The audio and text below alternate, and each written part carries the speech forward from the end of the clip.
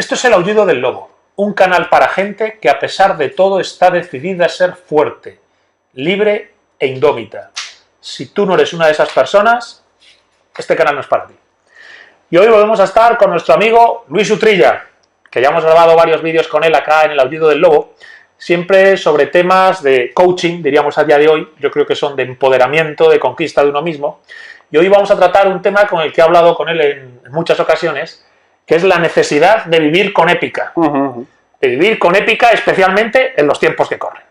Entonces, bueno, pues cuéntanos, vivir con épica, cuáles son los problemas, cuáles son las soluciones, qué conclusión tenemos, en qué situación estamos. Aquí tenemos esta pizarra, ¿verdad? Para ayudarnos un poquito más en el camino de encontrar luz en qué es eso de vivir con épica. Lo primero que tendríamos que tener claro, que es lo que significa vivir con épica. Vivir con épica no tiene que ser únicamente realizar grandes hazañas o proezas, como en primera instancia se podría tener en cuenta, sino con vivir de algo la vida que te toque vivir con un sentido hacia nosotros mismos. No solamente que pase la vida de largo sin disfrutarla, sin saber que la estamos viviendo, sin tenemos hijos, no darnos cuenta ni que los tenemos. Si tenemos un buen trabajo, un trabajo que disfrutamos, muchas veces nos come la rutina y simplemente lo realizamos. Tiene que ver con el disfrute más de las cosas que con realizar grandes proezas. Aunque desde luego la vida tiene un valor increíble como para no intentar hacer cosas significativas en ellas. Entonces vivir con épica es un poco vivir despierto, consciente. De manera consciente. Tomarse de verdad las cosas, por decirlo de algún modo. ¿Quién va a poder tener una visión clara o quién va a poder hacer una vida consciente? La persona que tenga un autoconocimiento en sí mismo, ¿no? Que pueda ver su papel en el mundo que le toca vivir. Y solamente de esa manera podrá construir un camino hacia allá donde quiera ir. Hacia allá donde quiera ir, tiene un lugar donde quiere ir. Tiene que conocer también el lugar hacia donde quiere ir. Vivimos en una época que, como ya hemos hablado en otros vídeos, en otros aullidos, no nos lo pone fácil. Vivimos en lo que hemos denominado en estos últimos vídeos la era del Kali Yuga, la edad oscura. El oscurecimiento espiritual, se quiere decir. Donde por todas las causas que ya hemos comentado en otros vídeos, de esta gran demanda o oferta, mejor dicho, que tenemos, hemos convertido un mundo significativo o metafísico en un mundo de objeto material, de mero uso y deshacernos de ello. Estamos... un mundo de cosas. Sí, un mundo de cosas. Y no un mundo, me decías, de escenario, ¿no? Me decías que en el mundo tradicional la vida es un escenario donde cumples un papel. El mundo moderno parece que es un sitio lleno de cosas que hay que usar, utilizar y desechar.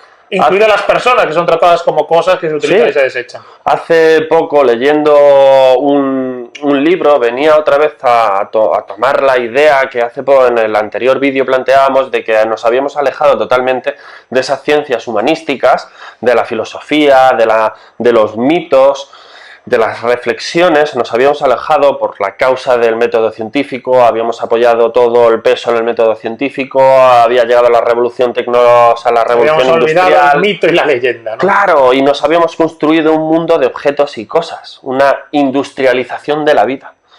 Y de repente nos hemos alejado tanto que ya ni nos acordamos de echar mano a esos valores tan importantes. Y leía en ese libro que se pierde esa gran esencia de la mitología, donde no solamente tenía un valor descriptivo, sino un valor instructivo para la persona que lo leía. Y nos comentaba también que no planteaba un escenario solamente de objetos y cosas como la vida que hoy tenemos, sino planteaba la vida como un escenario de una obra.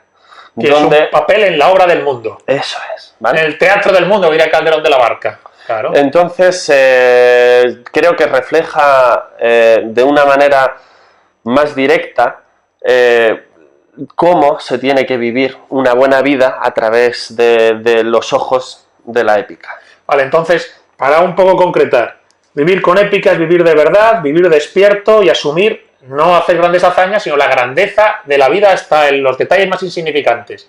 Ese vivir despierto. Me dices que vivimos una época especialmente oscura, donde todo esto se pierde porque la vida ya no es un escenario donde cumplir un papel, ya no es una obra magna en la que se te ha asignado una tarea insustituible, sino que es un montón de cosas que se usan y se tiran de manera interesada y a veces espuria. Sí. Esa es la situación en la que estamos jodidos, ¿verdad? El lechuga. Y tú dices, oye, hay soluciones, hay herramientas que pueden cambiar. Eso has mencionado antes, el autoconocimiento. La tienes ahí la primera de todas. La tengo ahí la primera de todas, como siempre, ¿no? En el templo de Apolo, en Delfos, escrito, conócete a ti mismo. Es primordial porque es lo que antes mencionábamos como el ser consciente. Ese es el ser consciente o el autoconocimiento, el poder saber quién somos y identificarnos, como decíamos antes, nuestro papel en esa gran obra de la vida. Vamos a través de otros puntos, vamos a ver cómo damos más... echamos más luz a este punto del autoconocimiento, que para mí muchas veces cuando lo intentas explicar a alumnos o amigos tiene un punto casi abstracto y es difícil muchas veces de entender o explicar. Entonces nos vamos a ayudar de otros puntos que tengo arriba como uno de los problemas, que sería una crisis de héroes, y otro que tengo abajo como soluciones, que sería los héroes.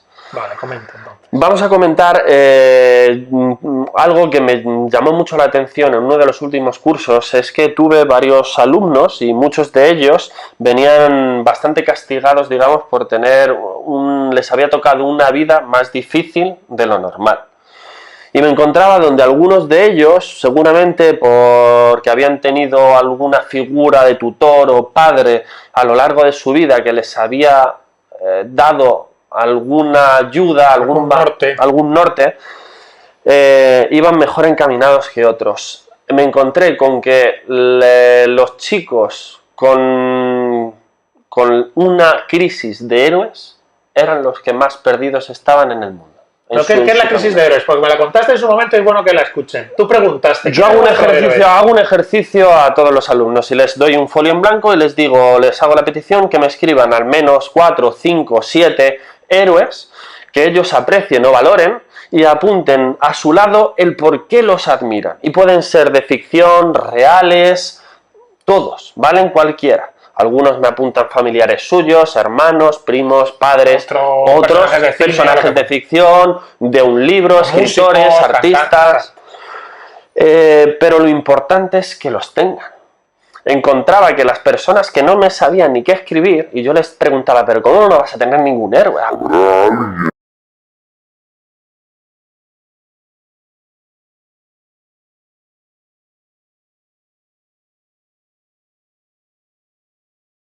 Estaba perdidísimo. Totalmente castigado y hundido, con una conducta agresiva ante el mundo, como se encuentra un animal cuando está perdido. Tú plantéate un animal que está a gusto en su zona de confort, donde él reconoce su medio ambiente, le coges y le sueltas en otro sitio totalmente. Viviría atemorizado, asustado. Aunque se acercara una persona con nobleza a intentar ayudarle, no se fiaría de él. Eso es lo que encontramos.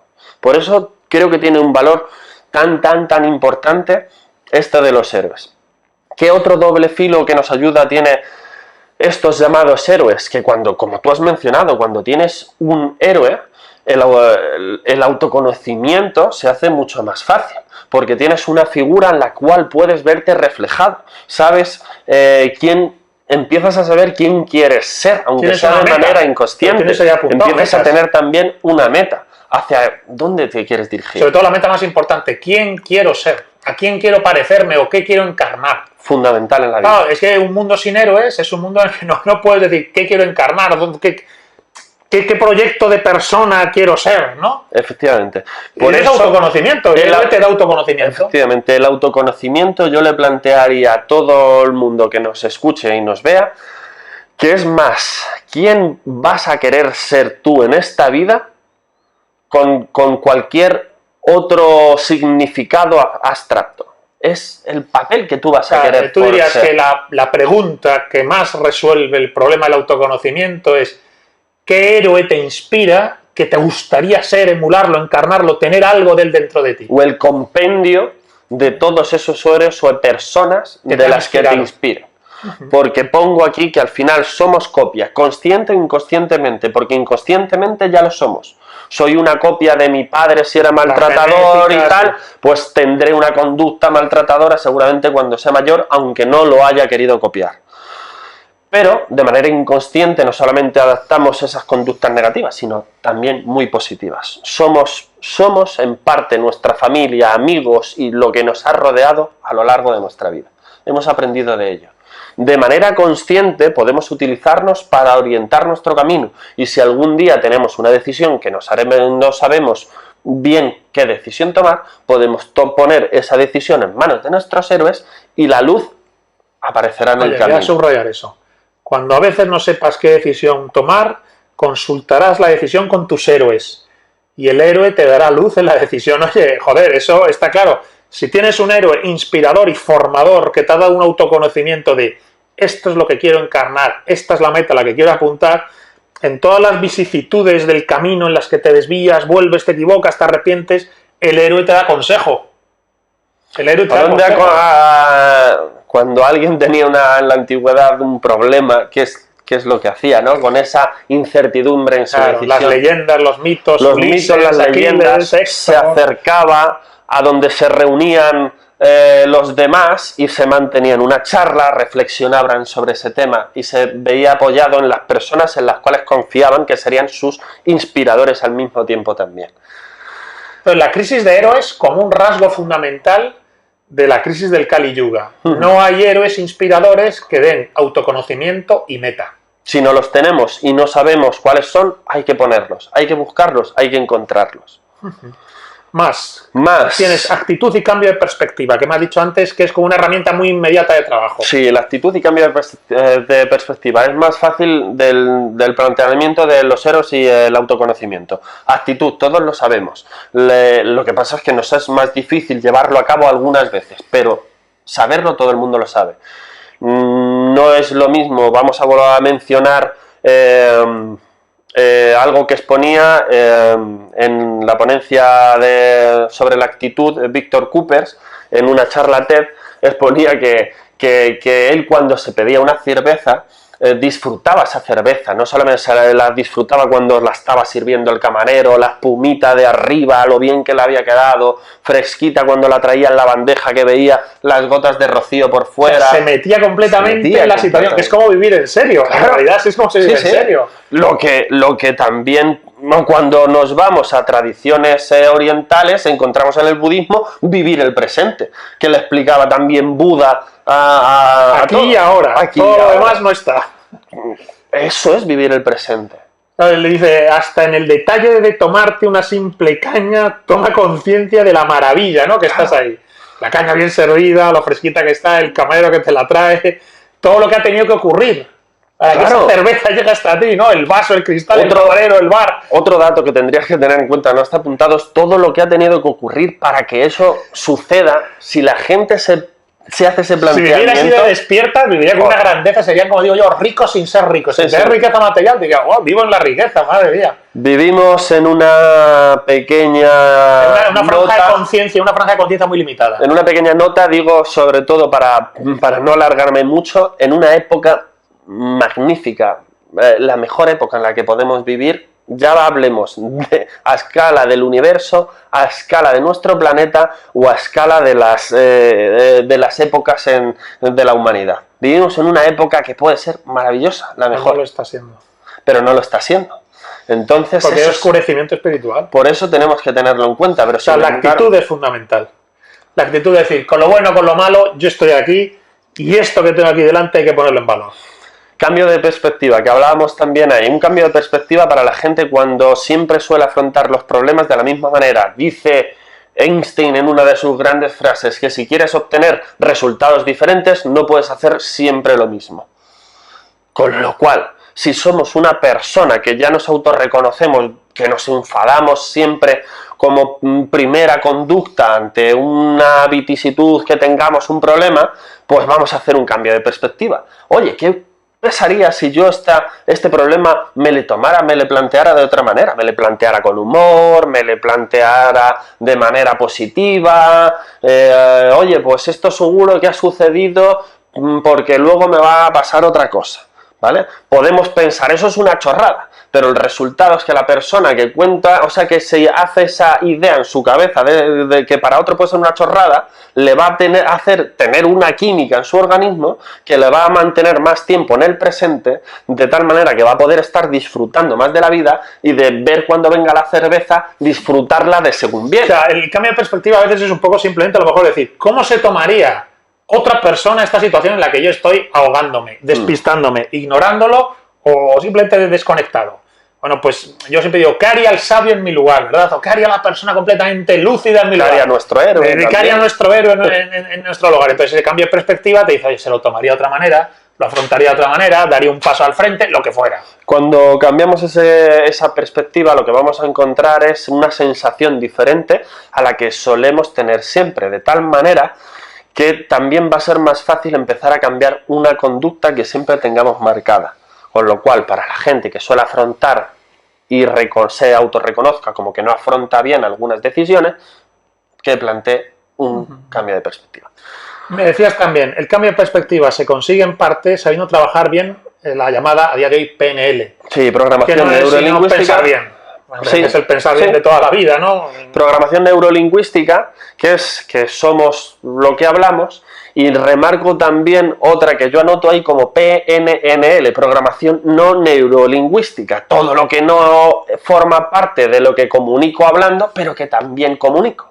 Solo decir que todo en nosotros comunica, todo, nuestro tono de voz, nuestra ropa, nuestra manera de caminar, nuestra manera de poner los hombros, nuestra manera de mirar, nuestra manera de saludar, cómo hablamos, que eso es un dato muy importante también.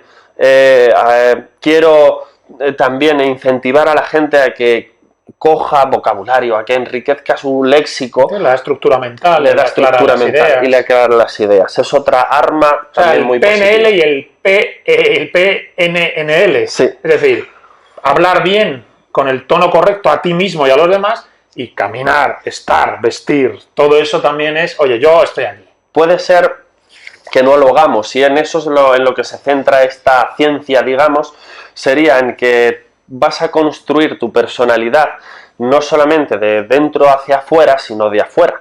Afuera hablando, que sería lo que vamos a mostrar con esa comunicación no verbal, y con la comunicación verbal que hagamos, me va a cambiar también hacia adentro. Si corregimos, hablamos mejor, corregimos la postura de andar, de saludar, de mantenernos hacia los demás. Te sube la testosterona por simplemente como miras, caminas. Hay estudios que indican que mantener una posición erguida antes de, por ejemplo, salir a un acto social o algo así, te empodera y te sube niveles de testosterona, lo cual te va a hacer tener una química más positiva para enfrentarte a... Claro, eso, fíjate, y va a venir a huevo con la siguiente idea, porque hablas de la programación neurolingüística, incluso de la postura corporal cuando vas a salir, por ejemplo, a hablar, decías, y eso conecta con el tema de la educación. La educación está coja, y tú has buscado inspiración en Japón, en la educación, has viajado mucho a Japón, y fíjate que en Japón la educación, lo vas a explicar ahora, se basa mucho en la tradición, y en la tradición japonesa la postura, el protocolo, el rigor, la manera de saludar, de hablar, de estar. Correcto, ¿verdad? Siempre. Es esencial. Esencial. No pueden comportarse de cualquier manera, están en sí mismos, en dueños de sí mismos. Bueno, pues coméntanos eso de Japón, porque dices que no es que haya que copiarlo, porque tú no eres japonés, eres español, pero ojo, da envidia pensar, ¿no?, las herramientas que ellos han puesto en la educación japonesa. Hay ciertas partes de la cultura japonesa que son dignas de alabar y de admirar. Una de ellas que yo he encontrado buscando sentido a lo que yo ya veía reflejado en la sociedad japonesa era buscar qué diferencias había en sus sistemas educativos, sobre todo en edades tempranas. Y he encontrado que ellos forjan la educación en 3 pilares. Eso hablando en todo el sistema educativo. Que son los conocimientos, la moral y el cuerpo. Esos son los 3 pilares que de manera consciente Japón tiene siempre presente para la educación y que nunca se puede despistar de ellos. conocimientos que serían lo que se basa nuestro sistema educativo actual, sobre todo en conocimientos, y luego una parte tenemos siempre el cuerpo, pero que además tampoco le damos tanta importancia. Encontramos, por ejemplo, sistemas educativos como Estados Unidos, donde sí le dan No, aquí más. la educación física, por desgracia, no es lo que nos gustaría, aquí a mí, que sabemos que es fundamental. Pero bueno, gracias a Dios tenemos una dieta mediterránea magnífica que nos salva. Y la moral, que es donde tú dices que es clave. Y la moral, que es donde digo que es clave, donde me he encontrado que cuando los chicos son jóvenes, depositan un gran esfuerzo en lo que sería tradición, poesía antigua y caligrafía. ¡Qué maravilla! Increíble. Tradición, poesía antigua y caligrafía. Solo ya con esos 3 conceptos en Japón dices, wow, tiene que ser algo bueno de ahí. Tipo. Aunque a un niño les estés enseñando esas cosas, algo va a cambiar en él para toda su vida. Porque tradición son sus leyendas, religión, mitos, cultura. La poesía antigua, entiendo, pues son las sagas, los cantares, los romances de allí, por decirlo de algún modo. Sí. ¿No? Y luego la caligrafía, que es esa manera tan peculiar de escribir, que son todo ideogramas, ¿no? Tienen un valor Al simbólico. mismo tiempo, reconocimiento como ellos mismos, porque identidad, le da un valor de identidad. Soy japonés. Está el mundo, todos en el mundo hay lo que sea, pero yo soy japonés. Y esta tradición me identifica y me hace ser quien soy. Es como si pusiéramos en España, vamos. como si pusiéramos voy a correr a cambiar de tema, como si pusiéramos una figura de héroe que fuera la identidad de Japón. Ostras, para ellos le da. Es como si el héroe, en lugar de ser mencionado como tal, fuera deconstruido en esos elementos. Tradición, poesía antigua y caligrafía. Es decir, el alma de Japón, el héroe inspirador, va a ser el alma de Japón recogida a través de esos elementos. Había una Eso frase, le da identidad sí. y le da, como me has dicho antes, que tú has ido mucho a Japón, yo no he estado, tú dices que has ido mucho. Sí. En Japón hay muchas personas que viven en un estado de honor, dignidad, tradición, saber estar, saber ser, ¿verdad? Siempre. ¿Qué notas? Decir, joder, por no mencionar y alargar mucho en el vídeo, vamos a mencionar algo que ya te he comentado alguna otra vez, que para mí fue sustancial y cómico al mismo tiempo, pero viaje a Japón, no, viendo la televisión en España, en casa, el telediario.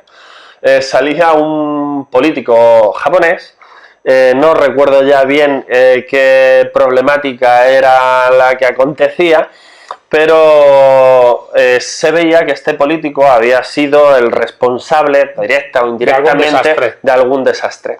Salía tan dolido, tan apenado, tan castigado por no haber hecho bien su trabajo, su papel, que salía llorando ante sus compañeros y ante la sociedad. Mi madre, viéndolo desde aquí, me comentaba, mira, a ti que te gustan tanto los japoneses, mira, no te parece que sale llorando, qué imagen más no sé cómo decirlo, más poco a lo mejor cómica o lo que sea, vale. Yo, sin embargo, me quedé asombrado porque vi el contexto que tenía realmente esa imagen, y se lo dije a mi madre, le dije, pues mira que yo lo que veo es a un representante político de su sociedad, que si pudiera ahora mismo, en ese mismo momento, se haría el harakiri, se suicidaría en público para intentar borrar su vergüenza. Fíjate. Y volver a poner honor en ese asunto. Y yo veía nuestro reflejo de nuestra sociedad y digo, aquí hay políticos que han sido corruptos, que han robado y los llevan, como tú hablábamos antes, a programas del corazón, o salen riéndose o contando, falando o amenazando, contando mentiras. Si arrancas una rama te cargas el árbol, o sea, no te digas que ha pedido perdón ni ha dicho nada, o sea, es completamente diferente, claro, un puyol en Japón se hace el seppuku, él y su familia. Encontré un abismo entre una sociedad y otra, y encontré la respuesta al por qué cuando yo viajaba allí encontraba a sociedad joven, totalmente joven, con unos valores totalmente inamovibles, rectos, educación, respeto, honor. O sea, tú lo que veías era una juventud sofisticada tecnológicamente, pero que sin embargo había un eje central de tradición, honor, dignidad, vergüenza. Cuando terminan sus etapas de estudios, ellos se siguen vistiendo de manera tradicional con su kimono, como siglos atrás. Imagínate mantener una tradición de... Claro, la conciencia identitaria allí es diferente. Ellos son japoneses, Son con japoneses. sus cosas buenas y malas. Se que las sienten tienen. totalmente orgullosos de ponerse su kimono, Y de de ser salir ese japoneses. día siendo jóvenes de 12 años. Tú le pones un kimono de ese tipo y le vistes así a una Ya, chavala de 14 ya, años ya. aquí y según ella le habrás destrozado la vida por completo. Pero fíjate, tradición, poesía antigua y caligrafía. Ujú. Yo lo voy a dejar ahí para que, yo qué sé, si algún, no sé, algún ministro un día quiere mejorar la educación española, que diga, ostras, en Japón la moral se incluye en la educación y la educación moral se basa en tradición, poesía antigua y caligrafía. Es que tiene narices, ¿eh? Sí, tiene narices. Vale, inercia de conducta. Es otra herramienta a trabajar en este vivir con épica, volver al héroe y encarnar ese proyecto de héroe que quieres ser. Inercia de conducta sería más bien el efecto a la causa. ¿Qué encontramos cuando empezamos a empoderarnos de nuestra vida, a tomar nuestras propias decisiones, sabemos hacia dónde encaminarnos, de qué manera queremos ser o quién queremos ser? Nos encontramos con una inercia que es que cuando empiezas a tomar esas decisiones que pueden ser complicadas, pero que aún así las tomas, y empiezas a construirte como persona, hay una inercia de conducta en la que no te va a resultar, de hecho no te va a resultar difícil, no, es que no va a haber ya otro camino que poder realizar que el que ya has empezado a andar. O sea, ponerte en marcha te ayuda a ponerte en marcha. Sí, totalmente. Te cuesta arrancar, pero si arrancas hay que confiar en que cuanto más arrancas, más avanza, como una bicicleta. Cuanto más pedaleo, oye, esto sigue. Y si para de pedalear, hay una inercia que lleva, ¿no? Uh-huh. Entonces eso es una manera también de trabajar, aprovechar esa inercia, ¿no? Uh-huh. Apuntábamos ahí que nosotros las conocemos mucho, yo creo que ya las hemos mencionado, como las leyes de Pareto, que nos comenta que ahí al principio se puede aplicar un 80% de esfuerzo en conseguir un 20% de resultados, pero que de repente esas leyes deberíamos cambiarlas para conseguir con un 20% un 80% de esfuerzo, o sea, de resultados. Pues aquí lo encontraríamos. Al principio puede que nos cueste, pero a medida que tomemos ese camino, no habrá ya más camino que el de hacer una vida épica. Vale, pues antes de terminar con las conclusiones, una idea simplemente sintética. Vivir con épica en la era del Kali Yuga, en la era de la crisis de héroes, es volver al héroe, como un autoconocimiento de esa esencia que llevas dentro y que el héroe te inspira a perseguir. Señalas la actitud, el cambio de perspectiva, la programación neurolingüística y la programación no neurolingüística, pensar bien, hablar bien, caminar bien, vestir bien, ¿eh? El tema de la educación, pensar que la educación es una palanca que modifica esta crisis de héroes, y la inercia de la conducta, ponerse en marcha como una manera de estar en marcha, de arrancar y seguir avanzando. Ahora que hacías el repaso, quedaba el de metas y lo vamos a nombrar como Lo hemos mencionado de pasada al hablar del héroe, sí. Pero no habíamos mencionado la importancia que puede tener el construirse metas que sean siempre ambiciosas pero alcanzables, pero que sean también ambiciosas. Lo hablábamos al principio, donde no consistía en hacer grandes proezas o hazañas, el de hacer una vida épica, sino en realmente hacer lo que nos acontece y lo que nos apetece algunas veces, cuando tengamos nuestro norte bien dirigido. Pero también decirles que cuando nos marcamos metas ambiciosas, no tenemos que tener miedo al fracaso, porque el que no va a fracasar va a ser el que nunca lo va a intentar. Ese nunca fracasará, pero ahí nunca encontrará gloria alguna. Pero cuando nos marquemos metas ambiciosas, grandes, gloriosas, hay otra frase de Timothy Ferris que dice que cuando tú tienes una meta grande, ambiciosa, va a ser imposible fracasar completamente. ¿Por qué? Porque cuando tú te diriges hacia una meta grande, el camino se bifurca a lo largo del camino del eje principal y siempre van a aparecer logros complementarios. Logros complementarios que van... una meta grandiosa que si no la completas del todo, algo grande sí saldrá. Van a enriquecer tanto la vida que algunas veces te darás cuenta con que el camino de la vida no será tanto como llegarle hasta el final, sino recorrerlo. Ya. No, me parece muy bonito esa idea de ponte una meta grande, porque algo grande saldrá de perseguirla, aunque no llegues a ella, pero una meta grande que algo y grande el camino será digno de vivirlo. Digno de vivir, claro, o sea, una vida mucho más vivida. Enriquecida. La viví, la vida. Vale, pues la conclusión. Estamos al borde del abismo, la cosa está jorobada, tienes ahí una cita Ortega y Gasset, coméntanos. Pues vivimos al borde del abismo, ya lo hemos mencionado, no lo vamos a recalcar hay más. 3 niveles, ¿no?, de abismo. Tengo 3 niveles de abismo que tendríamos. Anotábamos un abismo en la evolución humana. La tecnología estamos en la que comentábamos en el vídeo de la era digital del Kali Yuga, en un mundo donde nos está comiendo esa creación, ese nuevo Dios que hemos creado, que sería lo digital y la tecnología. Tenemos que tener cuidado con esa arma. Tenemos una crisis existencial por vivir en un mundo de objetos, de usar y tirar, de vivir sin sentido. De vivir sin sentido. Y una crisis grande ambiental producida también por nuestra ceguera que tenemos al poder contemplar lo magnífico que tiene esta creación. Tenemos que dar conciencia a nuestra vida para poder corregir esos 3 niveles. Una tecnología que nos está desbordando, una crisis existencial en el sentido de que nos hemos alejado totalmente de las humanidades. No cumplo un papel, en el escenario del mundo solo tengo cosas. Y luego, pues la crisis ecológica, que eso, pues no, el día que nos venga encima, pues va a ser pistonuda. Pero tú has respondido abajo con una frase que casi es el cierre de la vida épica, y a mí me gusta porque la ha sacado Ortega y Gasset, no la ha sacado ni el Cantar de Miocid ni el Hagakure, el famoso texto tradicional japonés. Dice Ortega y Gasset: la vida nos ha sido dada, pero no nos ha sido dada hecha. La vida hay que hacerla. A mí eso es la clave del héroe. Esa es la clave. La vida es algo que te haces tú, no es algo que te pasa, ni que ocurre, sino es algo que haces tú, ¿verdad? Algo que afrontamos y que construimos día a día. Nos construimos nosotros mismos. Bueno, Luis, tío, esto es el aullido del lobo. Fuerza y honor. Fuerza y honor.